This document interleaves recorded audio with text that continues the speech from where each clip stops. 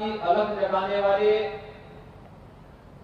बाबू राजेश्वर प्रसाद सिंह जी की इस भव्य प्रतिमा का अनावरण करने का सौभाग्य मुझे प्राप्त हुआ है।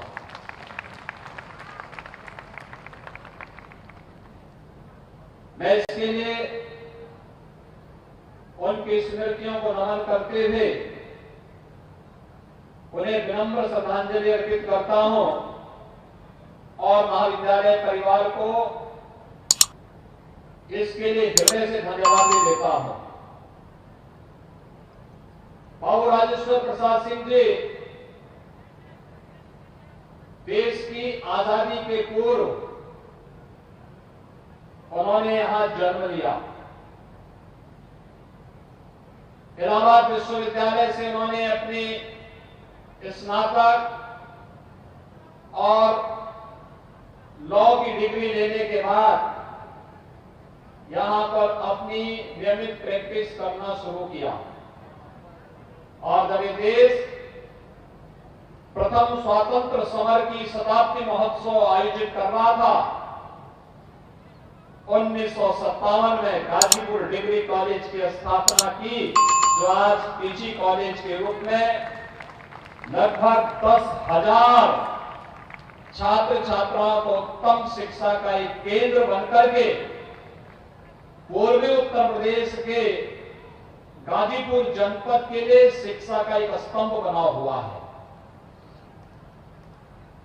बाबू राजेश्वर प्रसाद सिंह जी से हम लोगों के आत्मीय संबंध थे। ये संजोग ही है कि महाविद्यालय पहले गोरखपुर विश्वविद्यालय से संबद्ध था और जब गोरखपुर में विश्वविद्यालय की स्थापना 1956-57 में हो रही थी, तब गोरखपीठ ने अपने 2 महाविद्यालय देकर के गोरखपुर विश्वविद्यालय की स्थापना की थी और गोरखपुर विश्वविद्यालय के साथ महाविद्यालय का जुड़ाव बाबू राजेश्वर प्रसाद सिंह जी का इस नाते गोरखपुर विश्वविद्यालय और गोरखपीठ के साथ जुड़ाव का जो क्रम चला, उन्होंने आजीवन उसका निर्वहन किया।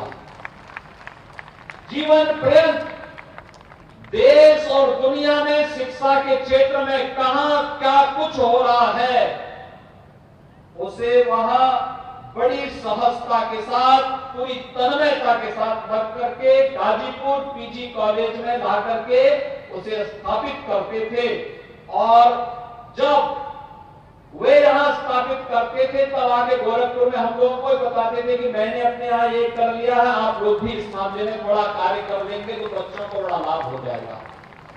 यानी इतनी चैतन्यता, अद्भुत चैतन्यता थी, शिक्षा के प्रति जागरूकता, एक अभिनव प्रयास उन्होंने किया। उसका परिणाम है कि इस महाविद्यालय ने शिक्षा के क्षेत्र में अभिनव कार्य किया और भाइयों बहनों, यही विरासत के प्रति सच्चा सम्मान है। याद करिए, जब हम गाजीपुर की बात करते हैं, एक महापुरुष बाबू राजेश्वर प्रसाद सिंह हैं जिन्होंने अपनी विरासत का सम्मान करते हुए यहां के अतीत के साथ इस जनपद को जोड़ने का कार्य किया। अतीत इस गाजीपुर जनपद का कितना गौरवशाली है। जब महर्षि विश्वामित्र के यज्ञ में राक्षस विघ्न बाधाएं डालने लग गए थे, तब रामचंद्र मानस की पंक्तियां आप सबको याद होगी कि आदि तनय मन चिंता व्यापी हर बिनु मरहि न निश्चर पादी। यही सोचा था विश्वामित्र ने और महर्षि विश्वामित्र के ही पूज्य पिता की राजधानी हुआ करती थी, उन्हीं की राजधानी का हिस्सा था ये गाजीपुर, जो आज गाजीपुर के रूप में हम सबके सामने है। भारत के इतिहास को बनाने वाला जनपद, भारत और आर्यव्रत से राक्षसों का समूल नाश करने का संकल्प लेने वाला जनपद, और इस गाजीपुर का जो संकल्प था, यहां जन्मे और जिन्होंने अपनी कर्मभूमि के रूप में गाजीपुर को उस समय गाजीपुर के रूप में एक नई दिशा दी थी, महर्षि विश्वामित्र की परंपरा का जनपद तो क्या आर्यावर्त की दो ताकतें अयोध्या और जनकपुर क्या एक हो पाता?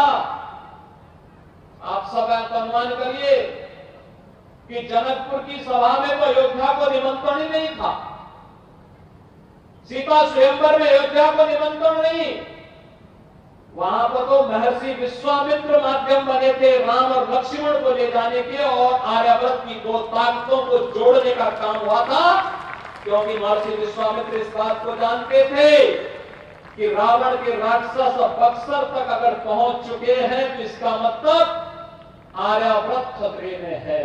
और उस खतरे को सबसे पहली बार किसी ने पहचानने का प्रयास किया था, वह नाम था महर्षि विश्वामित्र का। और भाइयों बहनों, उसी युवा के लिए ही तो आज हम कार्य कर रहे हैं। नए विश्वविद्यालयों की स्थापना का कार्य हो, नए तकनीकी संस्थानों की स्थापना का कार्य हो, राष्ट्रीय शिक्षा नीति को प्रभावी ढंग से लागू करने का कार्य हो, अभ्युदय योजना के माध्यम से हमारे युवाओं को प्रतियोगी परीक्षाओं की तैयारी करने के लिए कहीं और न जाना पड़े, उन्हें फिजिकली भी और वर्चुअली भी ये सुविधा उनके जनपद में मिल सके, उनके कमिश्नरी में मिल सके, इसके लिए प्रशिक्षित और उस भीड़ से निकले हुए अधिकारियों और कर्मचारियों की फौज आज उन्हें आगे बढ़ने के लिए प्रेरित कर रही है। अभ्युदय कोचिंग इस दिशा में निर्णायक भूमिका का निर्वहन कर रही है। और यही नहीं, स्वामी विवेकानंद तकनीकी सक्षम योजना के माध्यम से भी हम लोगों ने प्रदेश में वर्तमान में 15 लाख नौजवानों को हम लोगों ने टैबलेट और स्मार्टफोन उपलब्ध करवाए हैं। टैबलेट और स्मार्टफोन दे करके तकनीकी दृष्टि से सक्षम बनाने के बड़े कार्यक्रम के साथ जोड़ना चाहते हैं। भाइयों बहनों, हम लोगों ने तय किया है विगत 5 वर्ष के अंदर आपका आशीर्वाद डबल इंजन की सरकार को प्राप्त हुआ। प्रधानमंत्री मोदी जी के आह्वान में 2017 में प्रदेश में भारतीय जनता पार्टी की सरकार बनी। सरकार बनने के बाद अपना कार्य योजना को आगे बढ़ाया। 5 वर्ष में 5 लाख नौजवानों को सरकारी नौकरी दी गई। 1 करोड़ 61 लाख नौजवानों को हम लोगों ने प्रदेश के अंदर बेहतर कानून व्यवस्था के माध्यम से हुए निवेश और परंपरागत उद्यम को प्रोत्साहित करने के माध्यम से 1 डिस्ट्रिक्ट 1 प्रोडक्ट या फिर विश्वकर्मा श्रम सम्मान जैसी योजनाएं, पीएम स्टार्टअप की योजना, पीएम स्टैंड अप की योजना, digital India, make in India, प्रधानमंत्री मुद्रा योजना जैसी योजनाओं के माध्यम से 1 करोड़ 61 लाख नौजवानों को रोजगार और ऐसे ही 60 लाख उद्यमियों को स्वतः रोजगार के साथ जोड़ने में सफलता प्राप्त की। अब एक बड़े कार्य योजना को लेकर के हम आगे बढ़े हैं। हम लोगों ने तय किया है कि अगले 5 वर्ष के अंदर हम एक बड़े कार्यक्रम को लेकर के चलेंगे। कार्यक्रम जिन परिवारों में कोई सरकारी नौकरी नहीं मिल पाई, कोई रोजगार नहीं मिल पाया, कोई स्वतः रोजगार नहीं है, उनकी मैपिंग की कार्रवाई प्रारंभ होने जा रही है। और अगले 5 वर्ष के अंदर हर परिवार में एक सदस्य को रोजगार के साथ जोड़ने के बड़े लक्ष्य के साथ आज सरकार कार्य कर रही है। और इसके लिए मैं अपने युवाओं का आह्वान करूंगा, वे आज आधुनिक शिक्षा के साथ साथ, तकनीकी शिक्षा के साथ साथ एक व्यावहारिक शिक्षा की पर भी जोर दें। बहुत संभावनाएं हैं और राष्ट्रीय शिक्षा नीति उस दिशा में आपको आगे बढ़ने के लिए प्रेरित कर रही है। एक नई होश और एक नई तेज के साथ आज आगे बढ़ने की आवश्यकता है। और मैं चाहूंगा ये महाविद्यालय गाजीपुर, पीजी कॉलेज शिक्षा के क्षेत्र में विगत 75 वर्ष से अधिक समय से जिस प्रकार से कार्य कर रहा है, आज हमें हर जनपद में, निजी क्षेत्र में भी हमने विश्वविद्यालयों की एक एक्ट के साथ जोड़ने का कार्य किया है। काफी उसमें परिवर्तन किया है। हमें उस दिशा में कदम बढ़ाने की आवश्यकता है। बड़ी संभावनाएं हैं आगे बढ़ने की और उस कार्यक्रम को अगर हम आगे बढ़ा सकेंगे तो निश्चित ही हर जनपद में दुनिया के अंदर सक्षम नौजवानों की टीम देने के लिए हम लोग कार्य कर पाएंगे। आज जब यहाँ पर बाबू राजेश्वर प्रसाद सिंह जी की भव्य प्रतिमा के लोकार्पण का सौभाग्य मुझे प्राप्त हुआ है और वह भी आजादी के अमृत महोत्सव वर्ष में, यह हम सब के लिए गौरवशाली क्षण है।